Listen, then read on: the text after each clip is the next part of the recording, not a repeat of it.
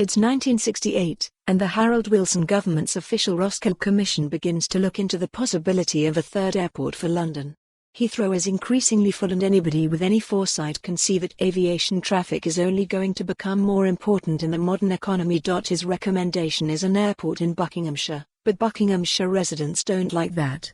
So another later plan is hatched, Maplin Sands in the Thames Estuary, but that falls away after the oil shock in the early 1970s. Various other options have since been imagined, designed, given the go-ahead in Parliament, and yet, still, here we are in 2020, a global city with what is best described as make-do and mend aviation infrastructure. The London mayor was lauding the court decision to stop Heathrow's expansion yesterday. London is open, evidently, but only if you can walk there.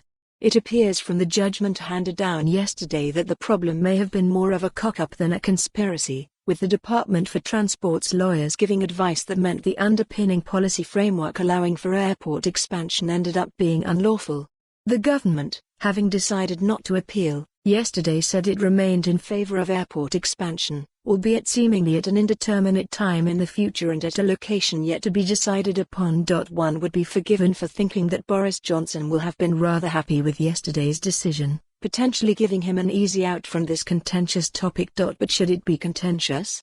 Not really. The government has given a green light to a domestic train set with a questionable business case costing north of £100 billion, but seems incapable of throwing its full weight behind a project that would for all intents and purposes be private funded, hugely boosting the country's economic potential and sending a signal that the capital in the country is open for business. Heathrow is confident it will triumph on appeal. British businesses will hope it is successful.